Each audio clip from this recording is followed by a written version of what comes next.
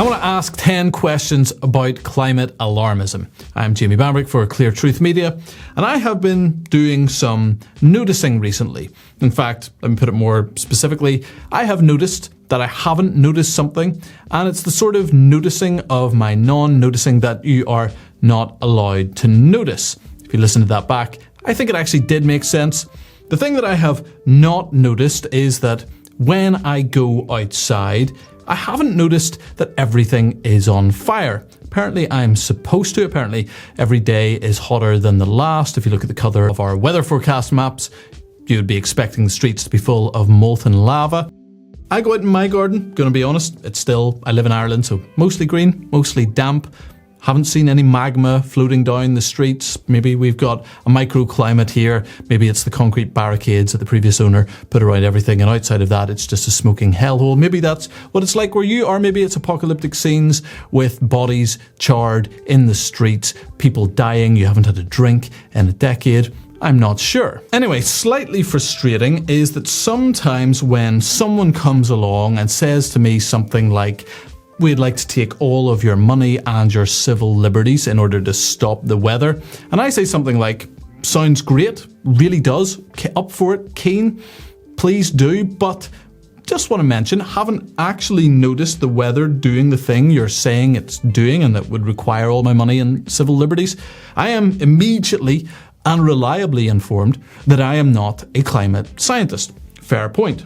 Usually I am informed this by someone who's also not a climate scientist, but I do assume that they are best friends with one and that person has told them for sure that this is definitely happening. And even though the weather outside may seem fine, it is in fact not merely warming, it is in fact boiling. And we all know this to be the case. You put a pot of water outside, it will be a bubbling cauldron of steam in literal seconds. And if you are looking for any of these climate scientists, I'm sure they will have put a helpful note just underneath this video, depending on what platform you are watching it on. And that's because they're not only professional climate scientists, but they also work for YouTube, the multi-talented individuals that they are. Anyway, with that in mind, whilst I am very keen to get on with the eating insects and only travelling by foot, looking forward to it a ton, I do have 1 or 2 questions, 10 questions actually, before I fully commit. So here we go. Question 1. What percentage of the atmosphere is carbon dioxide,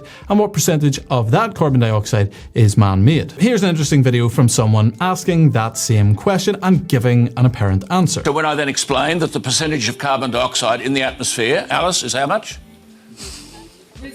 Alice, how much of carbon dioxide in the atmosphere? To answer the question, Scott Morrison has said he believes in climate change and that he wants to do something about it. Alice, how much carbon dioxide is the problem? How much carbon dioxide is there in the atmosphere? I'm not a scientist. Too much. I don't know. Well, hang on. If you're going to argue the case, you ought to know it's 0.04%.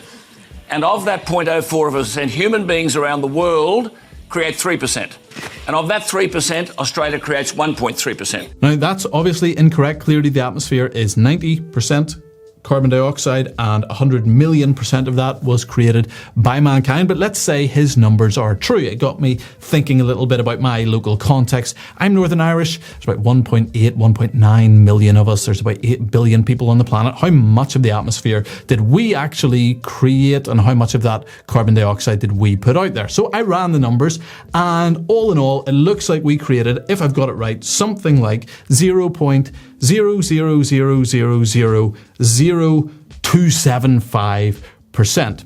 That's enough for me. Granny should freeze in winter, obviously. Question 2. How much greener has the Earth gotten over the last couple of decades? This is something that people may not know. It's very, very, very advanced biology, but apparently plants basically eat carbon dioxide. Who knew? Climate scientists certainly didn't know. And did you know that apparently the Earth has gotten 5% greener over the last 2 decades, which doesn't sound like a ton, but it's about the size of the Amazon rainforest, small little wood you may have heard of. Now, usually fire, flames, drought-ridden areas, not known for being green, but this is very special greening that is very dangerous.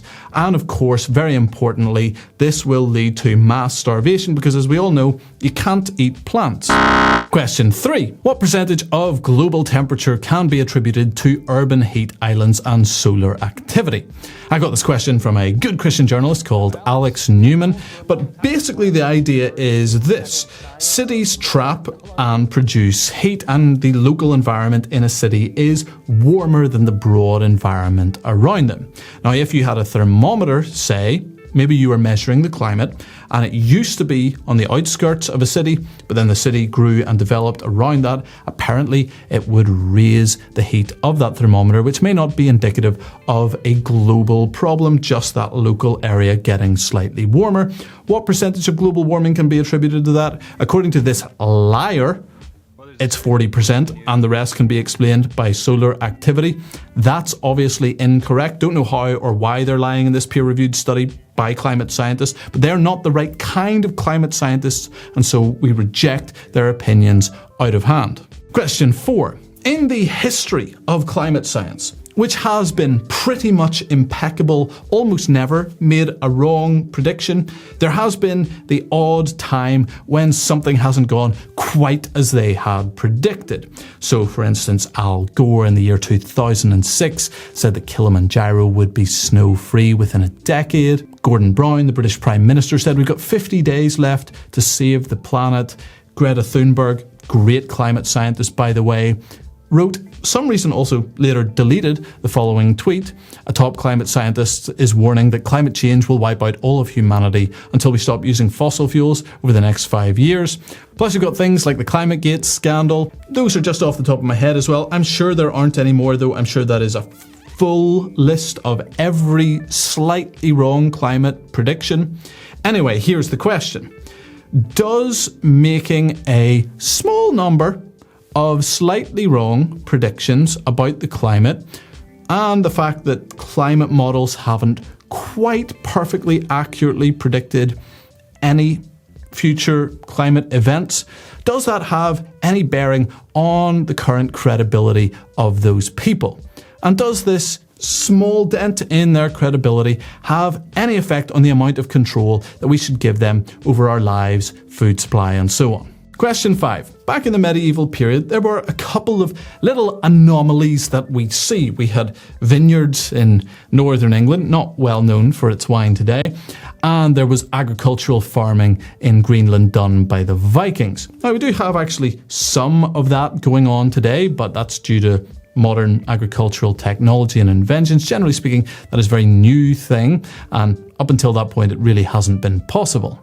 Now, quite recently, we were told that it was the hottest day in 100,000 trillion gazillion years, literally since this was a molten rock. But does the medieval farming in Greenland and do the vineyards in northern England that we know actually existed, does that imply that claims about the historical temperature records may not be, let's put it nicely, entirely perfectly accurate? Maybe we don't actually have those written down quite as accurately as we think. Number 6, alarmists are very worried that people may die from the climate. Okay, rightly so, we don't want people dying. That has been an actual thing that has happened historically, right? Here's the question though. What percentage have climate-related deaths dropped in the last century? And what percentage of climate-related deaths have been due to heat rather than cold? I was told by a liar that climate-related deaths had dropped by 99% in the last century. Now, maybe they weren't lying. Maybe it's just that the temperature has been perfect this last century and it was really bad before. We do know that human development has had nothing to do with that drop. Okay, human development is not a good shield against climate-related deaths. I also was told by another liar that 90% of climate deaths come from cold rather than heat. So what we really want to make sure is, if we want to reduce deaths, is that we, number 1, make it colder, and number 2, stop development. That's what we want to do. Question 7.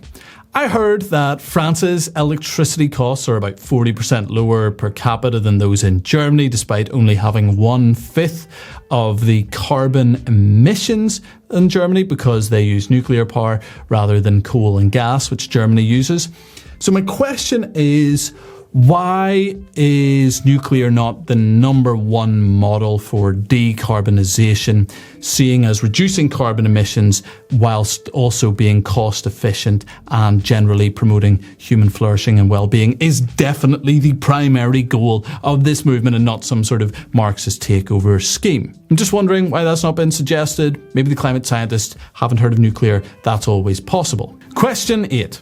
I've noticed that these climate policies are largely advanced by those on the left, who, as we all know, care very deeply about the poor and the marginalised. That's in spite of the fact they actually give less to charity than conservatives. That's neither here nor there. Anyway, it seems like these policies, such as net zero, such as 15-minute cities, which sounds nice but is really just barriers and stopping people from travelling, such as the general rise in costs of transport and food and fuel and so on, these seem to hit the poor hardest of all, and it seems like they're being promoted by people that are wealthy and those flying around in private jets telling everybody else what they need to do. So my question is this, slightly awkward, but is this just a luxury belief for the upper middle classes and a little bit of a power grab by the elites? I'm sure it's not. I think that's unlikely. There's no possibility that anybody could have any mixed motives, but I'm also not quite sure how that's the case. So if you could explain that, that'd be wonderful. Question 9. The World Economic Forum, which is the big multinational climate bod that everybody is into these days, they did say that you will own nothing and have no privacy and be happy, which, like many of the other suggestions, really does sound great. They also advocate for a thing called stakeholder capitalism, which is where companies are not really owned by their shareholders, they're actually owned by the government, who's actually owned by the World Economic Forum. Again, all sounds really good, but before we restructure our entire economy to do that, couple of questions in that regard. Number 1, that does sound eerily similar to the economic system of fascism. So just parse that difference out for me. That would be number 2. And number 2, it also sounds eerily similar to totalitarianism. Again, I'm sure it's not. Climate scientists will be able to tell me why it's not. So that's question 9. And finally, question 10. I know we said earlier that we're very worried about deaths and we don't want dead people. Turns out, though, apparently we do need a few in order to avoid this climate boiling catastrophe that is definitely going on. We need to get the world population from 8 billion down to about 1. Right, not one person, but 1 billion. Now, I'm slightly more nervous on this one, if I'm honest, but it is an honest question. If we're going to get rid of that many people, I'd like to know, firstly, have those advocating for depopulation ever in history been the goodies? Okay, so that's important to ask. And also, which 7 billion of the 8 billion should be sacrificed or should be, economically forbidden in some way or another from having children, which is one of the greatest joys in life. And why is it not those who are advocating for these policies? Because they very much seem to be able to do what they like and stay sort of kind of alive. And finally, one bonus question. I just didn't think 11 questions sounded very good. So here's the last question. It kind of summarizes them all together. Can you understand how someone who is reasonable and perhaps has looked at some of these things is a tiny bit skeptical as to whether the motives of everybody involved are totally pure as the driven snow, and perhaps why we might be reluctant to hand over control of every part of our lives to people who have never been elected and who seem perhaps at best sometimes a little bit incompetent and at worst totally nefarious and evil. Anyway, that's all from me. If you like that video, please like the video. That's what we want you to do. We don't want you to smash the like button. Normal pressing works the same way. Do that. Support through wearecontramundum.com. Go to Clear Truth Media, check out all of our things. And if you want to find some other totally evil, terrible take on things, this is the video you want to watch if you're on YouTube.